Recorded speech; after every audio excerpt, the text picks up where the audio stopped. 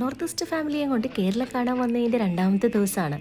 ഇന്നലത്തെ ആലപ്പുഴയിലൂടെയുള്ള house boat ക്രൂയിസിങ്ങും പിന്നെ കുട്ടനാടിൻ്റെ ചെറു തോടുകളിലൂടെയുള്ള ഒരു ബോട്ട് സഫാരിയൊക്കെ ഇവർ ഒരുപാട് എൻജോയ് ചെയ്തു. പിന്നെ കരിമീൻ പൊരിച്ചതും പ്രോൺസ് റോസ്റ്റും കക്ക ഇറച്ചിയൊക്കെ കഴിച്ചിട്ട് ഇത്ര വെറൈറ്റി ഫുഡ് കേരളത്തിൽ കിട്ടുമെന്ന് ചോദിച്ചിട്ടിരിക്കുന്നവരാണ്.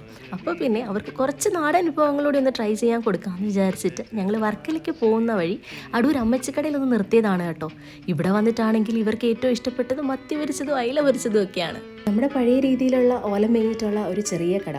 അരുണാചൽ ഇപ്പോഴും അവരുടെ തനതായ രീതിയിലുള്ള മുള കൊണ്ടുണ്ടാക്കിയ വീടുകളൊക്കെ ഒരുപാടുണ്ട് കേട്ടോ. അപ്പോൾ കേരളത്തിലെ നമ്മുടെ പഴയ വീടുകളും കടകളും ഒക്കെ എങ്ങനെയാണെന്ന് ഇവർക്ക് അറിയണമെന്നുണ്ടായിരുന്നു. അപ്പോൾ അതുകൂടി കാണിക്കാമല്ലോ എന്ന് വിചാരിച്ചിട്ടാണ് അമ്മച്ചിക്കടയിൽ പോയത്.